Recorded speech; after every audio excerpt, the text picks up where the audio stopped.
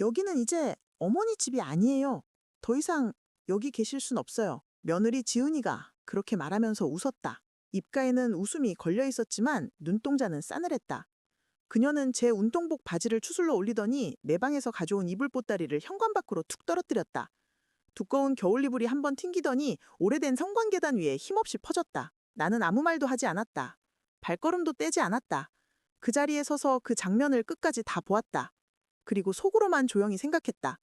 지금 말하는 대신 나중에 말할 수 있는 자리를 만들어야 한다고. 젊었을 때부터 그랬다. 화나면 바로 소리치는 사람도 있지만 나는 끝까지 보고 있다가 진짜 필요한 순간에만 말을 꺼내는 편이었다. 나이 먹을수록 그게 나한테는 더 큰 힘이 된다는 걸 알게 됐다. 참는다고 다 약한 게 아니었다. 오래 보고 오래 기억하는 사람이 마지막에 한 번만 제대로 말해도 세상이 방향을 바꾸는 걸 나는 몇 번이나 본 적이 있었다. 우리 집은 인천 외곽의 오래된 아파트 단지 안에 있었다. 지하철역에서 버스로 두 정거장 정도 더 들어와야 하는 그다지 번화하지도 그렇다고 완전히 촌도 아닌 애매한 동네였다. 새로 지은 마트와 체육센터, 오래된 상가 건물, 닳아버린 놀이터가 뒤섞여 있는 그런 곳. 남편 영수와 내가 이 집으로 이사 온 건 아직 이 단지가 분양된 지 얼마 안 됐을 때였다. 그때만 해도 주변은 허허벌판이 많았고 겨울이면 바람이 세게 불어와 아파트 사이로 휘돌곤 했다. 그렇게 평생을 살아온 현관 앞에 지금 내 짐이 줄줄이 쌓여 있었다. 남편이 처음 맞춰준 장롱에서 꺼낸 옷들, 우리 아이들 어릴 적 사진이 가득 든 앨범들, 내가 손수 짠 목도리들과 혼수로 가져왔던 식기들까지. 지은이는 마치 대청소라도 하는 사람처럼 숨을 몰아쉬면서도 손을 멈추지 않았다. 이불은 요양원에 가져갈 거 아니잖아요. 그쵸? 요양원에서 다 준비해준다던데 그냥 버리거나 복지관에 기증하면 되죠. 그녀는 마스크를 턱에 걸친 채 그렇게 내 이불을 발로 한번 툭 건드렸다. 이웃집 문이 살짝 열렸다가 닫히는 소리가 들렸다. 엘리베이터 앞에서 초등학생 둘이 킥보드를 타다가 우리 집 쪽을 힐끔 쳐다보고 서로 귓속말을 했다. 나는 현관 안쪽, 신발장이랑 거실 사이 애매한 그 위치에 서서 그 모든 것을 바라보고만 있었다. 손에 쥔 건 아무것도 없었다. 그래도 아직 이 집의 공기와 냄새는 내 몸에 익숙했다. 장판에서 은근히 올라오는 오래된 고무 냄새, 싱크대 쪽에서 묻어오는 세제 냄새, 베란다 쪽에서 스멀스멀 들어오는 김치 냄새. 이 냄새들 사이를 오래 걸어다닌 사람은 나였다. 저 밖에 쌓인 짐도 이 안에 남아있는 냄새도 다 내 시간의 조각들이었다. 어머니, 가만히 서 계시지만 마시고요. 가지고 가고 싶은 거 있으면 지금 고르셔야죠. 나중에 그거 버리면 안 됐는데 이러셔도 저는 책임 못 져요. 지은이의 말투에는 피곤함과 짜증 그리고 은근한 승리감이 섞여 있었다. 나는 그녀 쪽으로 시선을 돌렸다. 쌍꺼풀 라인이 또렷한 눈, 얇은 화장, 잘 관리된 피부. 언뜻 보면 친절하고 성실한 회사원처럼 보였을 것이다. 실제로도 그랬다. 회사에서도 인정받고 친구들 사이에서도 제법 인기가 있는 사람이었다. 단지 그 눈빛 속에 내가 부모로서 한때 사랑했던 아들의 자리를 조금씩 밀어내고 들어와 앉은 야심이 보일 뿐이다. 나는 입을 열었다가 닫았다. 지금 여기서 이게 다 뭐 하는 짓이냐고 따져 물어도 그녀는 울먹이는 얼굴로 어머니를 위해 그러는 건데 왜 이렇게 나쁘게만 보시냐 라고 말할 게 뻔했다. 그러면 복도에서 기울고 있는 이웃들의 머릿속에는 며느리가 얼마나 힘들었으면 이라는 말 한 줄이 남을 것이다. 지금 필요한 건 그게 아니었다. 천천히 현관 앞으로 걸어 나와 나는 밖에 나뒹구는 상자 하나를 내려다보았다. 아파트 단지 특유의 회색 콘크리트 바닥 위에 사진이라고 적힌 상자가 빗둘게 놓여 있었다. 젖으면 안 될 것들을 비닐로 한 번 더 둘러싸 놓은 게 다행이었다. 나는 허리를 굽혀 상자 뚜껑을 살짝 열어보았다. 안에는 앨범 몇 권과 그냥 사진만 잔뜩 넣어둔 봉투가 들어있었다. 제일 위에 있던 사진 한 장을 꺼내보니 예전 영수가 아직 회사 다니던 시절 직원 야유회 때 찍은 사진이었다. 강원도 쪽 계곡이 배경이고 영수는 그 앞에서 다소 어색한 미소를 짓고 있다. 옆엔 아직 국민학교였던 준호와 머리에 양갈래로 따은 딸쟁이 선영이가 서 있다. 셋 다 눈을 가늘게 뜨고 있다. 햇빛이 강했나 보다. 나는 그 사진을 보다가 다시 봉투 안에 조심스럽게 집어넣었다. 그날 찍었던 그날 우리는 집에 돌아와 다 같이 라면을 끓여 먹었었다. 영수는 맥주 한 캔을 들고 그래도 사람은 집이 있어야지 라고 했다. 그때만 해도 이 아파트를 다 갚지 못했는데도 그는 이미 이 집을 자기 성처럼 여겼다. 나는 그런 그를 보며 그래, 이 집이 우리 아이들에게도 평생의 집이 되겠지 라고 생각했었다. 그 아이들 중 하나가 지금 나를 집 밖으로 밀어내려고 하고 있었다. 뒤에서 엘리베이터 문이 열리는 소리가 들리더니 누군가 발걸음을 옮겨오는 소리가 바닥에 전해졌다. 나는 굳이 뒤돌아보지 않아도 그 발소리가 누구 것인지 알 수 있었다. 내 아들 준호였다. 어릴 때부터 얘는 걸을 때 왼발이 살짝 먼저 나갔다. 그래서인지 발소리에 약간의 리듬이 있었다. 엄마, 그가 나직하게 부르는 소리가 들렸다. 나는 돌아보지 않았다. 대신 여전히 상자들 사이를 천천히 둘러보며 말했다. 왔니?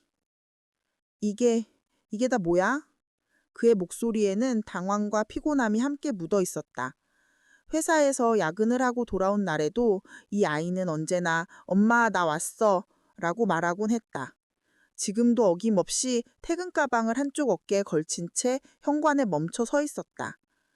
정리하는 거죠, 오빠. 지은이가 먼저 입을 열었다. 어머니 요양원 들어가시기 전에 안 쓰는 물건들 조금 정리하는 거예요. 다 말해두긴 했는데 오빠도 바쁘니까 제대로 못 들은 것 같네. 요양원? 준호가 내게 시선을 던졌다. 나는 그 눈빛을 피해 일부러 다른 상자를 들여다보는 신용을 했다. 거기에는 내가 예전에 썩 마음에 들어서 샀던 그릇 세트가 들어있었다. 설날이나 추석 같은 큰 명절에만 꺼내 쓰던 그릇들이다. 언젠가 며느리가 생기면 물려주고 싶었던 것들이다. 지은이는 말을 이었다. 오빠, 우리 계상 얘기했잖아. 어머니 혼자 계시기에는 집이 너무 불편하다고. 자꾸 넘어지시면 어떡해? 내가 회사 다니면서 애도 키우면서 어머니까지 계속 돌보는 건 솔직히 무리야. 오빠도 알잖아. 요양원 알아봤는데 괜찮은 데 있더라고. 방도 깨끗하고 프로그램도 잘 돼 있고. 그러니까 그건 나중에 천천히 하다 큰일이라도 나면 그때도 천천히 할 거야? 둘의 목소리가 조금씩 높아졌다. 복도 쪽에서 누군가 문틈을 조금 더 열다 닫는 기척이 느껴졌다. 이웃들이 다 듣고 있다는 걸 나는 알고 있었다. 이 아파트에서 산지 몇십 년인데 이 정도 눈치는 당연히 생긴다. 나는 둘의 대화를 더 듣지 않고 상자를 하나씩 다시 닫았다. 내 손길이 닿은 곳에는 작은 주름이 더 더해지는 것 같았다.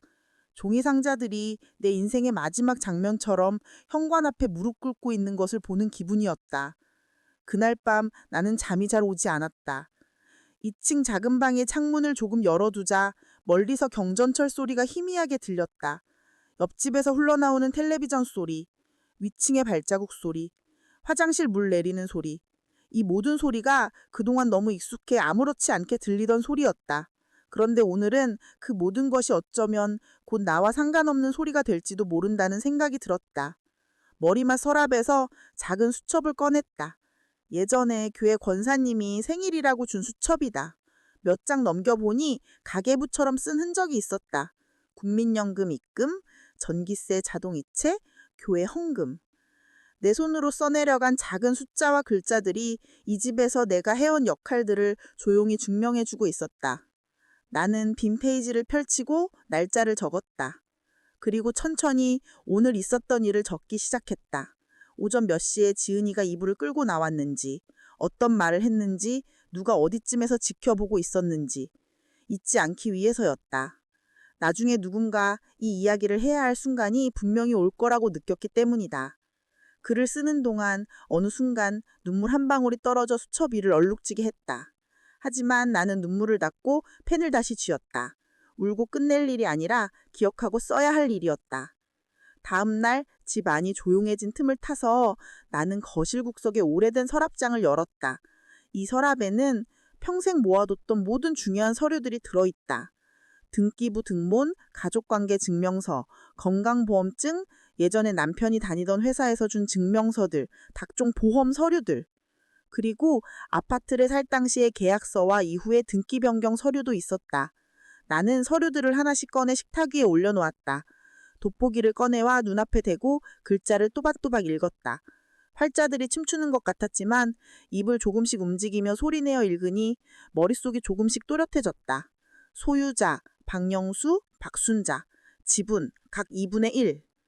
아파트를 처음 샀을 때 등기부에 적힌 내용은 변함이 없었다. 그렇다고 안심할 수는 없는 거였다. 서류 묶음 사이에서 조금 더 최근에 발급된 등기부 등본이 또 하나 나왔다. 발급일이 얼마 되지 않았다. 거기에는 조금 다른 문구가 적혀 있었다.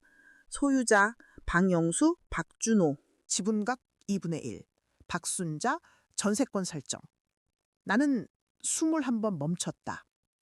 내 이름이 완전히 사라진 것은 아니었다. 그러나 소유자가 아니라 전세권 설정으로 내려간 것이었다. 예전에 이 등본을 봤던가 어렴풋이 본 기억이 있었지만 그때는 준호가 옆에서 엄마 이름도 있으니까 상관없어. 이게 세금 때문에 조금 바꾸는 거야. 라고 말했던 것 같다. 나는 그때 그 말을 그대로 믿었다. 종이 위에 적힌 글자보다 아들의 말을 믿는 편이 편했다. 하지만 지금 다시 보니 이 서류는 내 마음을 심하게 건드렸다. 소유자와 전세권자는 다르다.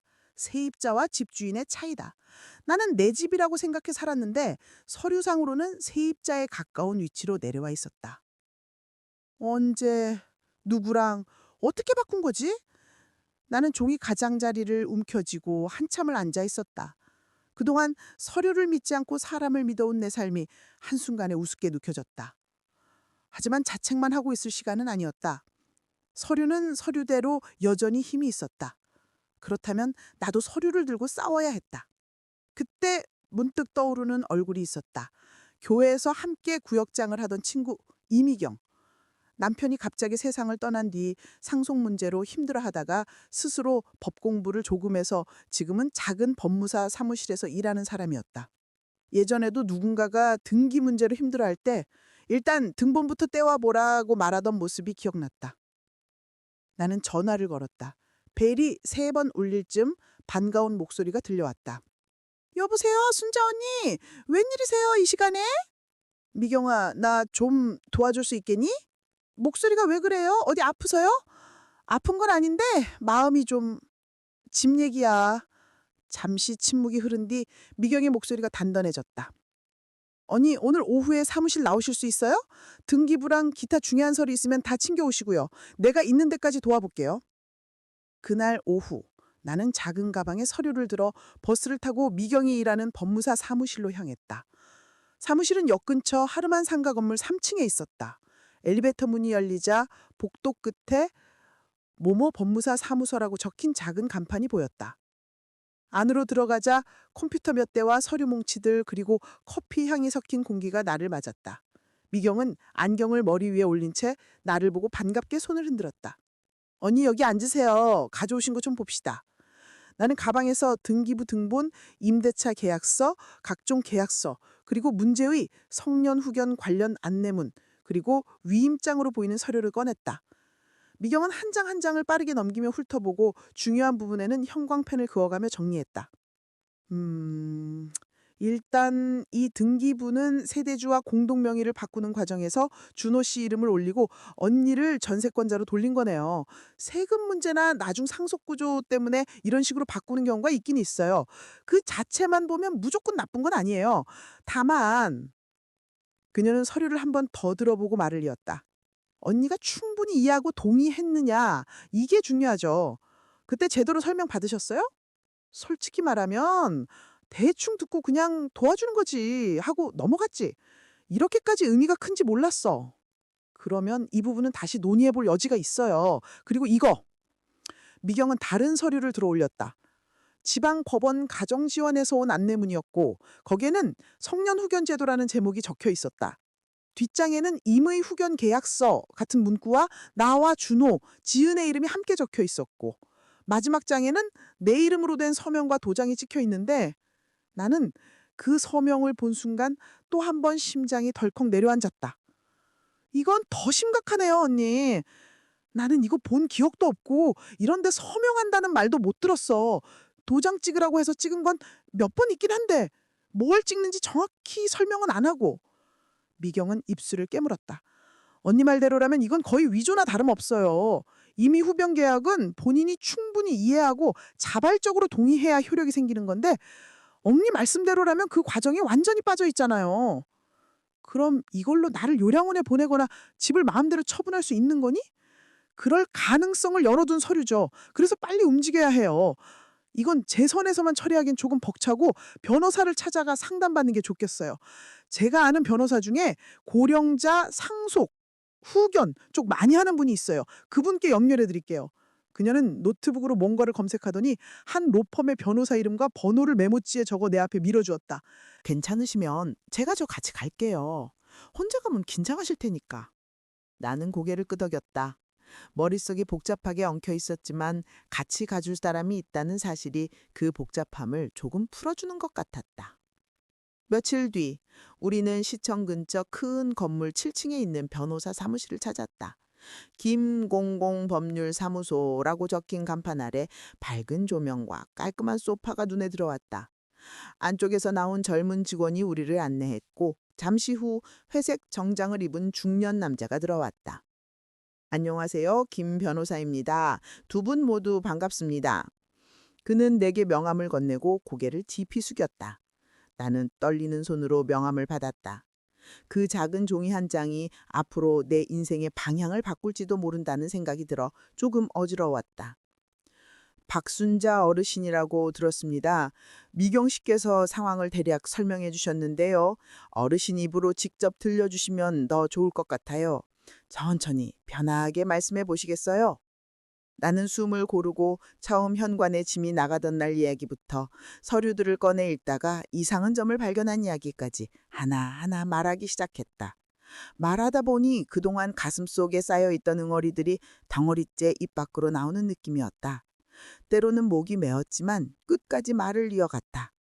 김 변호사는 중간에 한두 번 이해를 돕기 위한 질문만 던졌을 뿐 대부분의 시간 동안 조용히 들었다. 설명이 끝났을 때 그는 서류들을 한 번 더 훑으며 말했다. 말씀 잘 들었습니다. 먼저 어르신, 지금 어르신의 말씀을 들어보면 인지기능이나 판단 능력에는 큰 문제가 없어 보입니다. 요즘 병원에서 MMSE 같은 검사를 해보셨나요? 작년에 보건소에서 치매 검사해보라고 해서 동사무소에서 한 번 했었어요. 그때는 괜찮다고 했는데요. 그 결과지 아직 가지고 계신가요? 어디 박산에 있을 거예요. 찾으면 가져올게요. 그거 굉장히 중요합니다. 그 결과만으로도 충분히 어르신의 당시 판단 능력을 증명하는 자료가 될 수 있습니다. 자, 일단 서류를 보면요. 그는 이미 후견 계약과 관련 문서들을 펴놓고 조목조목 설명했다.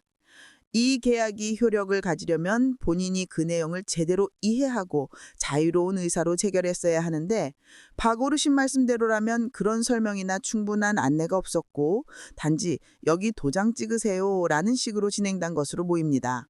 그리고 서명 부분도 실제 어르신 필체와 다소 차이가 보여요. 이 부분은 나중에 전문가에게 감정을 의뢰할 수 있습니다.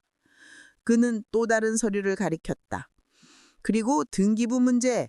세금상의 이유로 소유 지분 조정을 하는 사례들이 실제로 있긴 있습니다. 하지만 그 경우에도 이해관계자 전원의 명확한 동의가 있어야 하고 특히 고령자인 경우에는 충분한 설명 과정이 없었다면 나중에 분쟁의 소지가 큽니다.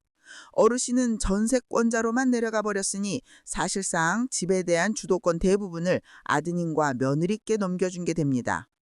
그 말은 이미 알고 있는 사실을 다시 확인해 주는 것뿐이었지만 이상하게도 그 확인이 위로처럼 느껴졌다. 최소한 내가 지금 느끼는 위기감이 과장이 아니라는 걸 다른 사람이 인정해 줬기 때문이다. 그래서 저희가 할 수 있는 건 이렇습니다. 김 변호사는 펜을 잡고 메모지에 몇 줄을 적었다. 첫째, 이미 후견 계약의 효력 정지 또는 취소를 가정법원에 신청합니다. 어르신의 진단서와 그 당시 충분한 설명이 없었다는 점과 서명에 대한 의혹 등을 근거로 삼을 수 있습니다. 둘째, 아파트 소유 지분 변경과 관련된 부분도 어르신이 진정으로 이해하지 못한 상태에서 이루어졌다면 무효 또는 취소를 주장해 볼 수 있습니다. 다만 이 부분은 상황에 따라 전략을 잘 짜야 합니다. 법원까지 가야 하는 건가요? 나는 조심스러워 물었다. 네, 가정법원에 가야 합니다. 하지만 어르신 혼자 싸우는 게 아니고 저와 미경 씨도 같이 도울 겁니다. 어르신이 나는 내 집에서 계속 살고 싶다. 나에 대한 결정을 내 동의 없이 남이 마음대로 하는 건 싫다는 의사를 분명히 보여주시는 것만으로도 큰 의미가 있습니다. 나는 머리를 천천히 끄덕였다. 가정법원, 임의 후견, 효격 정지. 평생 듣고 살 일 없을 줄 알았던 단어들이 지금은 내 삶의 한복판에 들어와 있었다. 하지만 묘하게도 공포보다는 이상한 침착함이 앞섰다. 할 수 있는 걸 하나씩 해본 뒤에야 비로소 마음대로 무너질 수 있을 것 같았다. 집으로 돌아오는 길 나는 버스 창밖으로 스치는 아파트 단지들을 바라보았다. 어딜 가나 비슷한 구조의 베란다, 빨래가 널릴 난간, 화분 몇 개. 각각의 집마다 나 같은 엄마나 할머니가 최소 한 명씩은 있을 것이다. 누군가는 이미 요양원에 있고, 누군가는 자식집에 얹혀 있고, 누군가는 혼자 남아 전세를 살고 있을 것이다. 나는 괜히 그 사람들에게 마음속으로 말을 걸어 보았다. 나 박순자도 쉽게 지워지지 않겠다고. 종이 위에서도, 집안에서도, 그리고 내 안에서도. 그날 밤 저녁 밥상에는 평소보다 말이 적었다. 김치찌개와 계란말이, 멸치볶음이 올라와 있었지만 젓가락 소리만 간간히 들렸다. 준호는 밥을 몇 숟가락 뜨다가 갑자기 젓가락을 내려놓고 말했다. 엄마, 요새 어디 다녀오시는 거야? 나는 미경과 변호사 사무실에 간 얘기를 솔직히 말했다. 성년 후견, 등기부, 법원. 단어들을 최대한 감정 없이 사실만 전달하듯 말했다. 지은은 숟가락을 들고 있다가 그럴 필요까지 뭐가 있어요? 라고 바로 끼어들었다. 어머니가 우리 믿고 도장 찍어주신 거잖아요. 그걸 가지고 이제 와서 이의 제기를 하시면 우리 입장에서는 너무 황당한데요? 나는 그녀를 바라보았다. 그녀의 표정에는 억울함과 분노가 섞여 있었다. 그런데 이상하게도 예전만큼 위압적이라고 느껴지지 않았다. 이제는 내 손에도 내 이야기를 들어주는 전문가들의 이름과 전화번호가 있었기 때문일까? 미안하지만 나는 내가 도장 찍은 게 정확히 무슨 뜻인지 알고 싶을 뿐이야. 그리고 앞으로 내 집과 내 인생에 대해 결정할 권리를 완전히 남에게 넘겨준 적은 없다고 생각해. 어머니 그렇게 말씀하시면 제가 무슨 나쁜 사람이라도 되는 것 같잖아요. 나쁜 사람이라고 한 적은 없어. 다만 너무 빨리 내 자리를 정리하려고 했다는 생각은 들어. 준호는 그 대화를 듣고만 있었다. 그의 눈빛은 복잡했다. 나는 그 눈빛을 오래 바라보지 않았다. 그 아이도 아직 자기 입장과 내 입장 사이에서 헤매고 있다는 걸 알았기 때문이다. 몇 달에 걸친 준비 끝에 드디어 가정법원에 가는 날이 다가왔다. 아침에 일어나자마자 나는 옷장을 열고 가장 단정해 보이는 남색 자켓을 꺼냈다. 장례식장에서만 입었던 옷이었다. 거울에 비친 내 얼굴은 예전보다 조금 더 주름이 많았지만 눈빛만큼은 또렷했다. 엄마, 준비됐어? 준호가 문을 두드렸다. 그는 회사에 휴가를 내고 함께 가겠다고 했다. 지은도 따라가겠다고 했지만 나는 조용히 말했다. 이번에는 너랑 나 돌만 가는 게 좋겠다. 지은은 그 말에 대놓고 불만을 표했지만 내가 변호사와 상의해서 정한 거라고 하자 입술을 앙다물고 방으로 들어갔다. 문이 닫히는 소리가 유난히 크게 느껴졌다. 가정법원 앞에는 각자 사연을 안고 온 사람들이 있었다. 휠체어를 밀고 오는 아들, 서로 눈도 마주치지 않는 부부, 작은 아이의 손을 꼭 쥐고 있는 젊은 엄마. 모두가 긴장한 얼굴이었다. 우리가 앉은 대기의자 옆에서는 한 중년 여성이 커다란 봉투를 품에 안고 눈을 감고 있었다. 그 모습이 마치 내 모습과 겹쳐 보였다. 차례가 되어 방으로 들어가자 긴 탁자와 의자들 그리고 판사석이 눈에 들어왔다. 판사 옆에는 기록을 담당하는 직원이 앉아 있었다. 김 변호사는 이미 와서 서류를 정리하고 있었고 미종은 뒤쪽에 조용히 앉아 있었다. 박순자 신청인 사건입니다. 라는 직원의 말과 함께 심리가 시작됐다. 김 변호사다 먼저 우리 쪽 입장을 정리해 말했다. 그는 내 이야기를 다시 한번 차분하게 풀어냈다. 나는 그저 그의 옆에서 고개를 끄덕이거나 짧은 대답을 할 뿐이었다. 내 목소리가 법정 안에 울려 퍼지는 순간은 생각보다 많지 않았다. 하지만 그 적은 순간들마다 나는 가능한 한 뚜렷한 톤으로 말했다. 저는 아직 제 생활에 대한 판단을 스스로 할 수 있다고 생각합니다. 시설에 가야 할지 말아야 할지, 집을 어떻게 할지 결정하는 과정에서 제가 빠져 있다는 게 가장 두렵습니다. 제가 찍은 도장들이 무슨 짓이었는지 지금이라도 제대로 알고 싶습니다. 한쪽에서 지은도 자신의 입장을 이야기했다. 그녀는 여전히 자신과 준호가 어머니를 위해서 움직였다고 주장했다. 내 물건을 현관에 내놓은 일에 대해서는 감정이 앞서서 조금 과하게 행동한 건 인정한다. 라고 말하면서도 그만큼 힘들었다는 말을 몇 번이고 덧붙였다. 판사는 우리 둘의 이야기를 번갈아 듣더니 마지막에 조용히 말했다. 누구의 말이 더 진실에 가깝다. 이렇게 단정 짓는 자리는 아닙니다.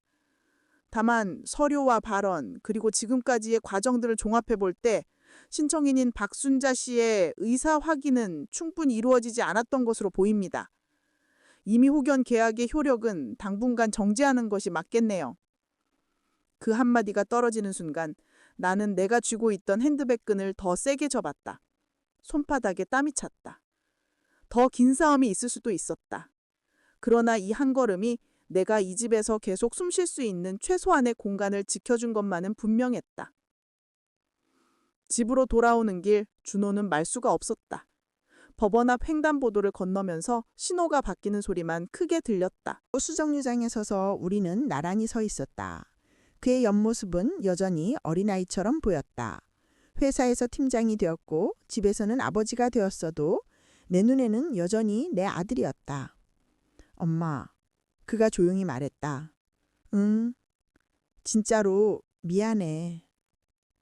나는 그 말이 가볍게 나온 것이 아니라는 걸 알았다. 그 한마디를 꺼내기 위해 이 아이가 마음속에서 얼마나 많은 말들을 삼켰는지도 짐작이 갔다.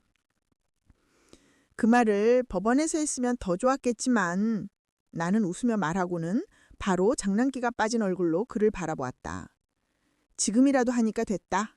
중요한 건 이제 어떻게 할 거냐야. 앞으로는 엄마 몰래 도장 찍게 하지 마. 준호는 고개를 숙이고 응이라고 말했다. 그 한마디에는 다짐과 후회가 함께 묻어 있었다. 몇 주 후 지은은 캐리어를 끌고 집을 나갔다. 아이는 데려가지 않았다. 당분간 엄마 집에 있을게요 라고만 말하고 문을 닫았다. 아파트 복도는 이상하게도 더 조용해졌다. 누군가는 그 조용함을 불안이라고 부를지 모르지만 내게는 숨을 고를 수 있는 침묵이었다. 그날 저녁 나는 다시 서랍에서 노트를 꺼냈다. 그동안 있었던 일들, 법원에서의 대화, 판사의 표정, 복도에서 들리던 이웃들의 숨죽인 기척까지 모든 것을 최대한 자세히 적었다. 언젠가 이 이야기가 필요한 누군가에게 조금이라도 도움이 될 수 있기를 바라면서. 그 후로 아파트 안의 공기는 조금 달라졌다. 주민센터에서 하는 노인 건강광자에 가면 애들이 집 팔자고 자꾸 그러는데 라는 이야기가 심심찮게 들렸다. 그럴 때마다 나는 조심스럽게 내 이야기를 꺼냈다. 성년 후견제도, 등기부, 도장, 그리고 서류는 꼭 같이 읽어봐야 한다는 말. 나도 처음에는 그냥 믿고 도장만 찍었어. 근데 나중에는 아무도 내 말 안 들으려고 하더라. 그래서 뒤늦게라도 이렇게 움직였어. 노인정에 모여 앉아 고스톱을 치던 할머니들은 내 이야기를 듣고는 한숨을 쉬다가도 그래도 언니는 똑똑하게 잘하셨네 라고 말했다. 나는 그 말을 들을 때마다 조금은 민망하면서도 마음 한켠이 뜨끈해졌다. 누군가에게 나의 끈질김이 잘한 일로 보인다는 것. 그 사실이 나 자신을 다시 조금 더 믿게 해주었다. 어느 봄날이었다. 벚꽃이 아파트 단지 안 도로를 분홍색으로 뒤덮고 아이들이 꽃잎을 밟으며 뛰어다니던 날. 나는 베란다에 나와 빨래를 널다가 문득 아래를 내려다보았다. 놀이터 옆 벤치에 젊은 엄마 하나가 앉아 있었다. 그녀는 유모차에 앉은 아기를 달래며 전화로 누군가에게 하소연하듯 말하고 있었다. 아니 시어머니가 아직 정정하신다에 벌써 요양원 들어가시라고 하면 누가 좋아하겠어요? 나도 부담되긴 하지만 그건 아니라고 생각해요. 그 말을 들으며 나는 알 수 없는 안도감을 느꼈다. 아직 세상에는 완전히 뒤집히지 않은 군형이 남아 있었다. 누군가는 부모를 부담으로만 보지 않고 그래도 함께 살아보려고 했다는 것. 그런 사람들이 있는 한 나 같은 이야기는 완전히 절망적인 이야기로만 남지는 않을 것이다. 그날 밤 창문을 조금 열어둔 채 나는 다시 펜을 들었다. 내 이름, 내 집, 내 인생. 이 세 가지를 지키기 위해 내가 했던 작은 싸움들을 하나하나 적어 나갔다. 누군가에게는 사소해 보일 수 있지만 나에게는 인생 전체를 건 싸움이었다. 언젠가 이 노트를 준호가 읽게 될지도 모른다. 그때 그는 부끄러움을 느낄 수도 있고 고마움을 느낄 수도 있다. 아니면 이 노트는 아무도 읽지 못한 채 나중에 정리 대상이 되어버릴 수도 있다. 그래도 괜찮다고 생각했다. 중요한 건 나는 끝까지 내 이야기를 내 손으로 쓰고 있다는 사실이었다. 잠이 들기 전에 나는 천천히 집안을 둘러보았다. 거실의 낡은 소파, 식탁 위에 놓인 과일 바구니, 싱크대 위에 말라가는 그릇, 베란다에는 아직 덜 마른 빨래가 걸려 있었다. 이 모든 풍경이 여전히 내 것이라는 사실이 그 어느 때보다 또렷하게 느껴졌다. 나는 마음속으로 이미 세상을 떠난 영수에게 말을 걸었다. 여보, 나 나름대로 잘 버텼지? 당신이 말한 대로야. 종이로 시작된 싸움은 결국 종이로 끝내야 했어. 나도 할 만큼 했어. 그래서 나 아직 여기 있어. 바람이 살짝 불어와 커튼이 흔들렸다. 거실 천장의 형광등이 건들건들 움직였다가 다시 제자리를 찾았다. 마치 집이 나에게 고개를 끄덕여주는 것 같았다. 나는 눈을 감았다. 누가 뭐라 하든 오늘만큼은 내 마음 깊은 곳에서 조용한 확신이 올라왔다. 나는 아직 이 집의 주인이다. 그리고 누구도 나를 종이 한 장으로 지워버리지는 못했다.